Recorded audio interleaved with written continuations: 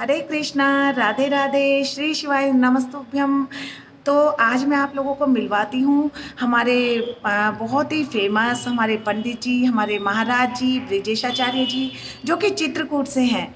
और वो बहुत ही फेमस एक कथावाचक भी है, जो बहुत ही मधुर कथा करते हैं। वो शिव महापुराण की कथा भी करते हैं, भागवत जी की भी कथा करते हैं, और अन्य धार्मिक आयोजन वो भी बहुत ही अच्छे तरीके से करवाते हैं। तो आज मैं आपको उनसे मिलवाती हूँ, क्योंकि अभी मैंने सुना है कि वो इस मास में, जो कि अधिक मास चल रहा है, उसमें श्री शिव महापुराण की कथा करने वाले हैं। तो मैं उनसे आपको मिलवाती हूँ और हम लेते हैं कुछ उनसे महत्वपूर्ण जानकारी इसी कथा से संबंधित। तो चलिए मिलते हैं महाराज जी से। महाराज जी, हर हर महादेव, श्री शिवाय नमस्तुभ्यम।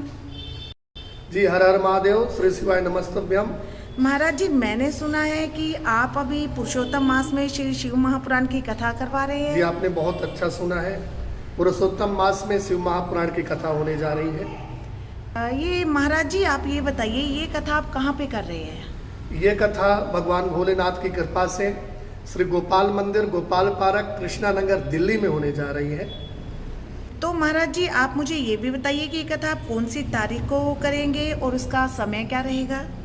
जी ये कथा 9 जून से 15 जून तक होने वाली है और समय है कथा का दोपहर 3 बजे से शाम 6:30 बजे तक। तो महाराज जी, एक बात और बताइए, मेरे दिमाग में अभी एक सवाल आया है कि आपने यही मास क्यों चुना, अधिक मास ही क्यों चुना शिव महापुराण की कथा के लिए? जी बिल्कुल ठीक।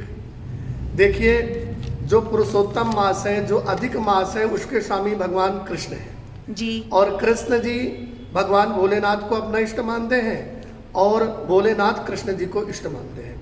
और जहां तक मुझे ध्यान है कि पुरुषोत्तम मास सबसे अधिक अभी तक मेरे जीवन में श्रावण मास में ही आया है। तो इसका मतलब यह है कि भगवान कृष्ण जिस मास के स्वामी हैं, अगर उस मास में शिव महापुराण की कथा होती है या भोले बाबा की आराधना की जाती है, तो भगवान कृष्ण ज्यादा प्रसन्न होते हैं। यानी इसका मतलब यह है कि जो भी भक्तजन पुरुषोत्तम मास में शिव महापुराण की कथा सुनता है, उसको भोलेनाथ की कृपा प्राप्त होती है और साथ में ठाकुर जी की भी कृपा प्राप्त होती है।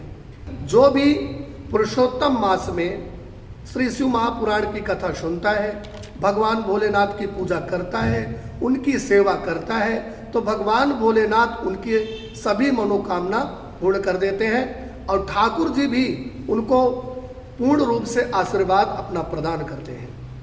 बहुत सुंदर महाराज जी, आपने तो हमें बिल्कुल एक नए तरीके से समझा दिया। अब तक हम लोग समझते थे कि पुरुषोत्तम मास मतलब हमें ठाकुर जी की, विष्णु भगवान की आराधना करनी है। आज आपने हमें बहुत ही एक अद्भुत दिव्य ज्ञान दिया है। तो महाराज जी, एक बार आप अपने श्रीमुख से जो जो भक्त इस आपकी कथा से लाभान्वित होना चाहेंगे, उनको आप प्यार भरा निमंत्रण भी दे दीजिए। जी, सभी भक्तजनों को श्री शिवाय नमस्तुभ्यम, हर हर महादेव।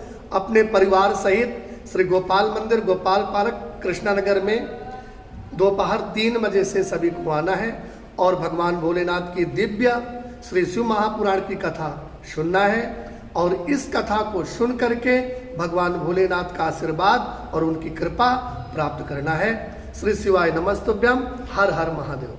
श्री शिवाय नमस्तुभ्यम महाराज जी, हर हर महादेव। आपका बहुत बहुत धन्यवाद।